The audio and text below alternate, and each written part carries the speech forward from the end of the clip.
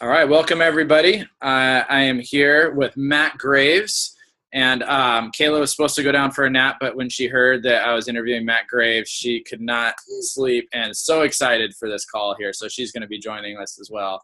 So Matt's down in San Diego. For those of you who don't know, Matt, tell us a little bit about when you started, how long ago. Where I think you were a senior in high school or just graduated. And we're a PR of Todd Straw, I remember. So tell us a little bit how you got started there. Yeah, so pretty much how I got started was summer 2008 after I graduated high school. I was looking for a job for college because pretty much with my family situation and financial situation, I had to get a job, pay for school, pay for life, etc. And so after like a month and a half of searching, dropping off our resumes and I think I went to a couple interviews, but the hardest thing was you get an interview for like just an easy job locally. I was at a party and Todd Straw was there and he was talking about selling knives and he was like bragging about how much he made. It was like $300 his first week or something like that. And I was just interested, and so I asked him to get me an interview. Ended up interviewing with Evan Keller, who is still my manager today. It's really cool. So, yeah, ever since then, been working with Cutco. So that's great. Now, what are your career sales at now? So I think I'm just over 1.9 million. So shade under $2 million in personal sales, not an office, even though you did run a branch office one summer as well, right? I did like 60 or 70 in Las Vegas. Yeah. Nice. Got some good management experience. So now you've been selling $200, $300, even now $400,000 in a year. Did you start out strong like that? Like your first summer, did you come right out of the gates and have like a $40,000, $50,000 summer? No. So kind of like the history of when I got started, I did, I think 13 grand my first month. And then I went to school, Cal State San Marcos. So I really only had, it's like a month, my first summer, pretty much like a week of July and then all of August. Great. And I actually started right before SC2 push. So that was kind of like my experience was the push period. And I think it was a really cool time to come into Cutco because of the excitement of the push periods and like, all the competition. And obviously me and Todd were pretty competitive. But I ended up selling, I want to say 6 or 7 grand for my push period. So it was a pretty solid, 2 weeks for me. But I worked my ass off. Like I remember doing 5 to 6 appointments a day. And obviously I was still learning how to sell and getting the experience along the way. But after that, what was crazy was I actually shut down Cutco for a whole first semester, college, because I actually played baseball.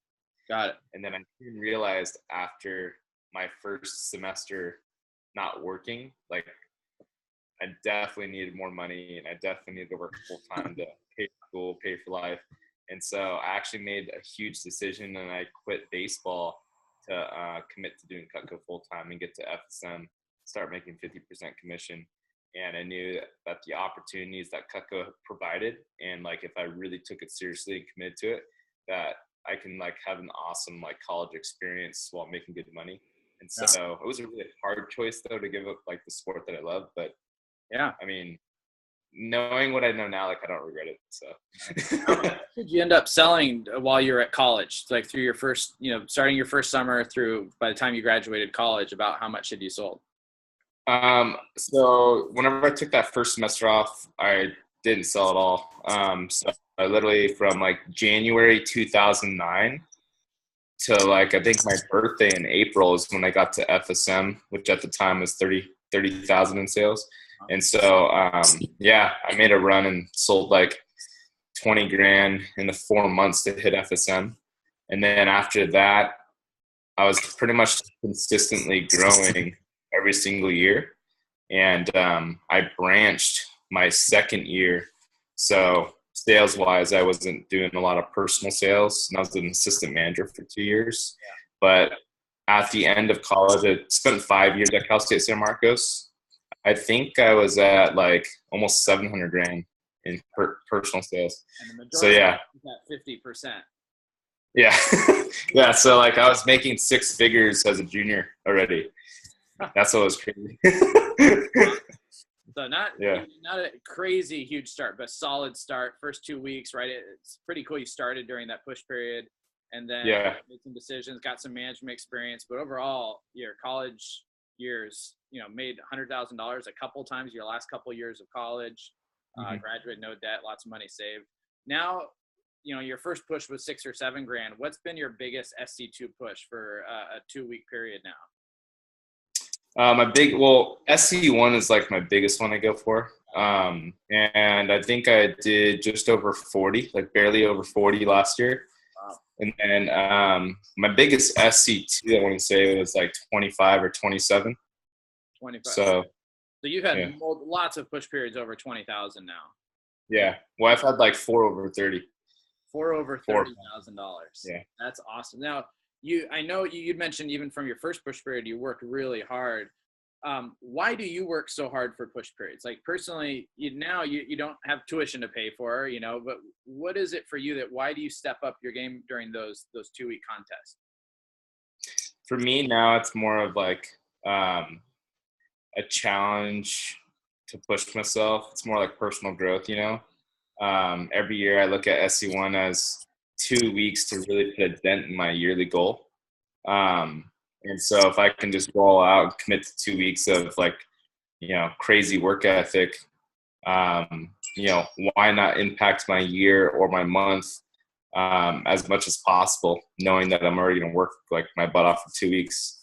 And so it's one of those things where I just like look forward to the challenge, and obviously like growth is what I'm all about. So whether I'm working more or just working smarter, it's more like, how can I do what I did last year, but, double my income, triple my income with the same effort, if not more, but in the same time frame, And so if I did 30 grand last year in 2 weeks, what does it look like to get to 50 grand?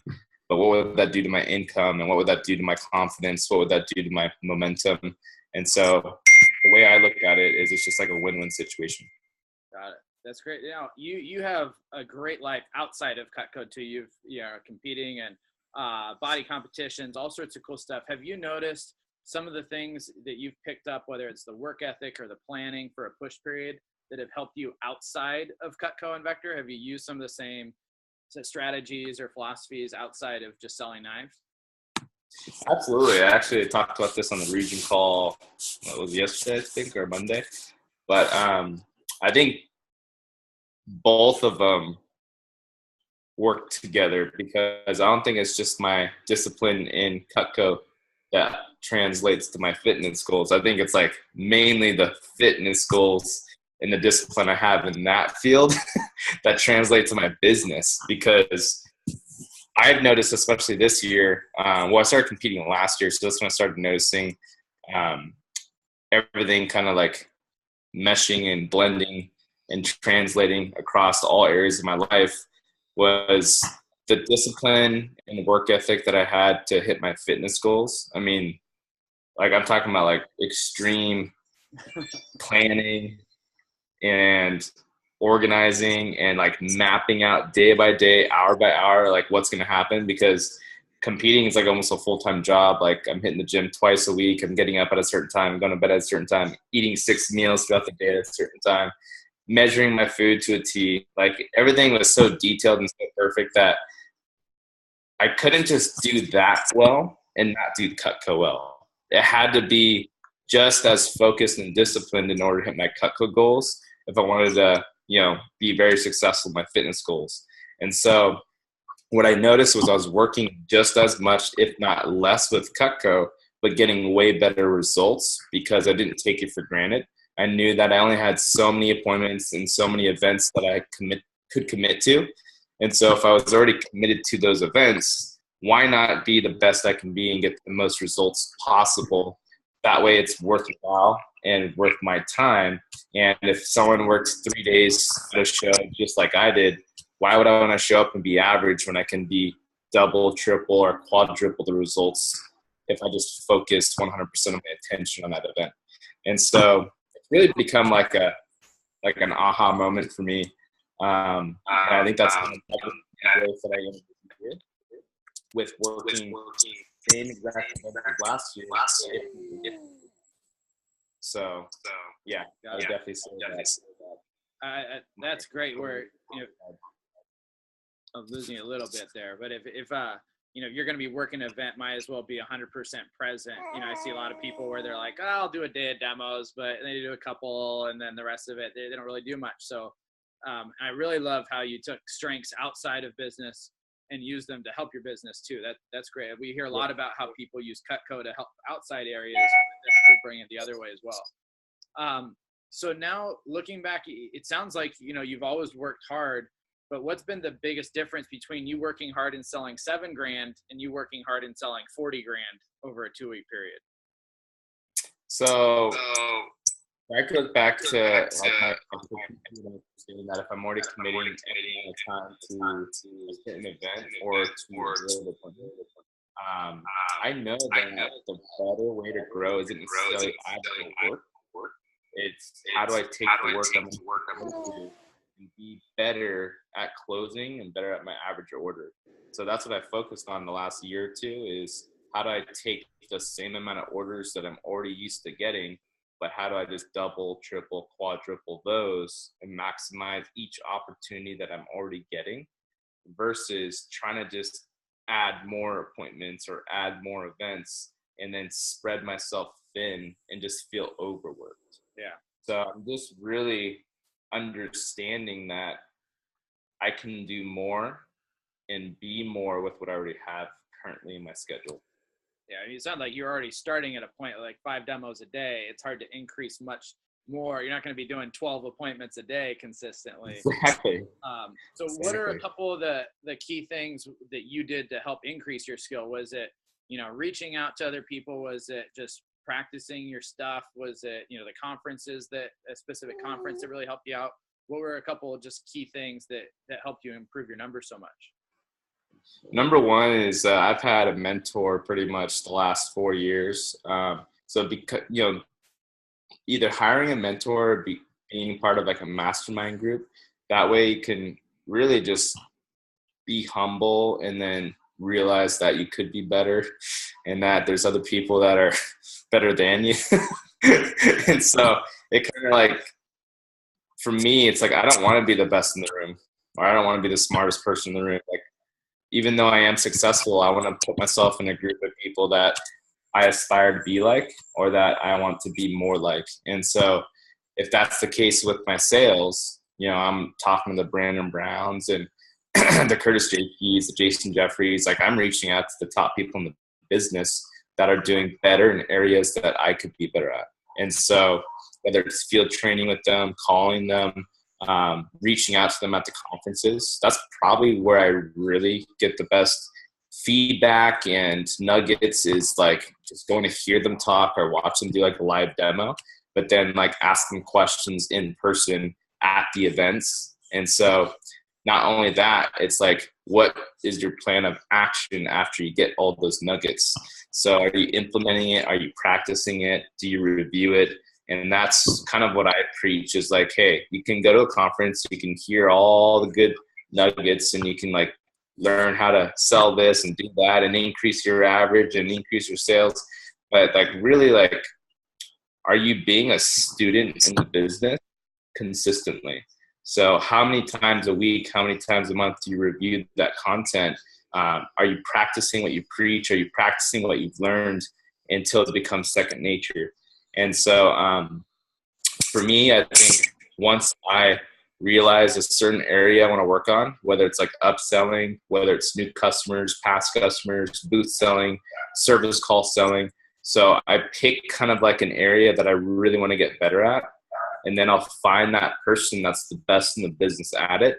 And I'll implement the things that I like about what they do to what I like that I'm already doing, and kind of like blend it together until I perfect it. And I try not to do too much or learn too much until I've mastered that, and then I move on. And so I'll give you an example. Like 2 years ago, Jason Jeffrey came down and helped train our fair and show team for the San Diego Fair.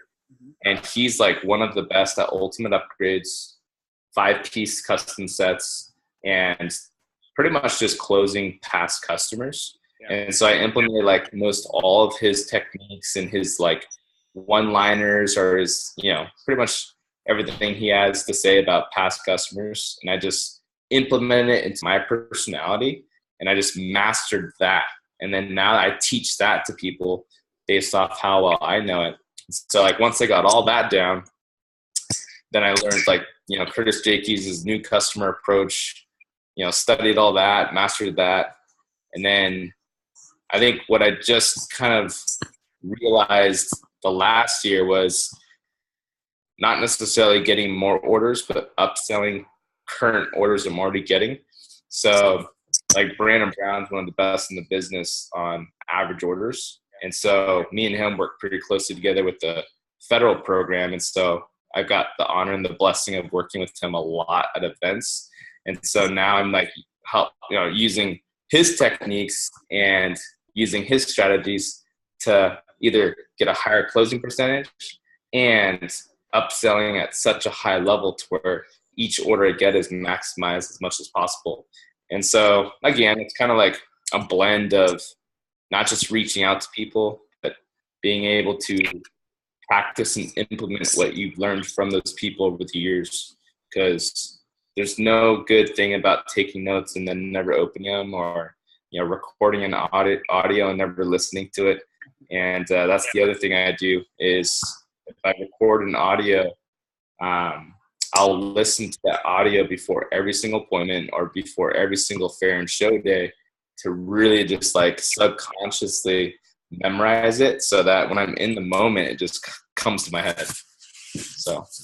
Well, it's great because you see a lot of reps where they say, well, I go to the team meeting, I heard the talk, and they expect it to be kind of like the Matrix, where it's like, now I know Kung Fu, versus, really implementing it. I mean, you sound like a professional. You remind me of like a Michael Jordan, where every off season it's like, okay, now I'm going to work on this one. I'm going to work on the turnaround, or I'm going to work on my 3-pointer until they absolutely just master that craft. So that's exciting to see somebody at a high level of sales still probably hungrier than the vast majority of any reps that need it more to improve your business. So to finish up, could we do kind of a lightning round of just push tips? So it's like, if I'm a rep, this is my first summer, just a couple push tips, maybe on something like preparing for the push. And then, when it's during push, what should I do? If this is my first SC1 or SC2, I want to have a $6,000 to $10,000 push period. Give me some of the tips from the master. Okay. I would say the number one thing is getting your mindset ready. Because I feel like without that, nothing really matters. You can make a plan, you can crunch the numbers, but if you're not mentally prepared, you're not mentally ready, you'll never commit. And so I think that's the number one thing I always tell people is like, take care of all your personal life issues. Talk to your girlfriend or boyfriend, talk to your family, let everyone know like what's about to happen in the next 2 weeks, so you have no distractions. You have to like be able to put yourself in the right surroundings, and environment needs to be, I guess, ready for you to actually go towards this goal. And so whatever you got to do to handle that, take care of that first. And then I think that going into a push period, it's really easy to say like, I want to sell this much or this much, but you need to really tie in why. Because 10K might mean something to someone else. To me, it just means nothing. Like, why would I want to go to 10K? So I break it down and I figure out, what does that goal mean to me? And I'll write down like 10 reasons why I want to accomplish it. And then I'd also write down, if I execute this goal, if I hit 10K for the push period, what are my rewards? And then I'll say, if I don't hit 10K for this push period, what's my consequences? Oh. And so what it does for me is it really emotionally ties me into this goal of what's going to happen if it goes well and what's going to happen if it doesn't. And so the pain and pleasure really makes it like, I got to do this. And if it's not exciting enough, then you probably need to go bigger. Like if 10K is just like, no, it's whatever. Like I do that normally. then I'm not going to be really committed to doing it. But if I'm like, well, I've never done 50 before. I love growth. What would 50 look like? Is it even possible for me? Like, that's the kind of shit that I'm like, yeah, I got to go for that. Like, I've never done it before. I want to be a part of that club. And, you know, what are the rewards? Well, 25 grand in income in 2 weeks. Well, with the new house, what is that going to do for me? You know, with family and friends, like, what kind of experiences can I create for them with that income goal? With my business, what would that do for my goal for the year? So you just start breaking down your whys. And then once you get that all mapped out and figured out, then you can commit. Then you can say, all right, this is how I do it. Now I just have to execute it. And then you just lay out your 2 weeks. Where's that CPO going to come from? So if you have an event, right, obviously that's scheduled. And then you think about, okay, what's my average now for that event? But what can I take it to help me get to that push goal? How many appointments do I have available in my schedule? And that's what I have to hit for my appointment goal. You know what I mean? So you just break it down that way after you figured out why you want to do it. So that way, once you have the plan laid out, all you got to do is follow it and then execute. And so that's the big thing I like to share with my mentees is a push goal means nothing unless you know why. And then everything else will just fall into place because your why will carry that action. Even on the days you don't feel like working, you'll just get up anyways because you remember why you want to create that goal or why you want to hit that goal. It's a deeper meaning than just, oh, I want to sell 20K or I want to sell 10K. So I remember my first 10K push. I was so committed. I don't know if I ever told you this, but me and Todd slept in Evan's office for 2 weeks because we wanted to be the first ones there every morning and the last ones there every night. And it was just like our mental goal of commitment of like to do 10K, like we're willing to sleep in the office for 2 weeks, and we did it. So. Right. Well, I think that's such a huge step that you see reps going their first one. They're like, I want to sell this big number, but they don't even know why. And it's kind of like it's just empty. It's like a vehicle, like a Ferrari with no gas in it.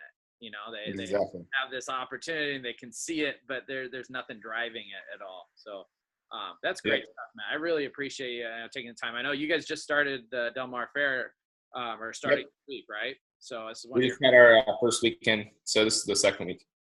Great. Well, I wish you lots of luck in that Del Mar Fair. I'm sure we'll see some of the results on the newsletter right there up at the top. Thanks, man. From all the reps in Washington, we really thank you a ton. And Kayla says thanks too. She's taking notes. All American. Future rep right there. Yeah, but so thanks so much, man. Have a great day.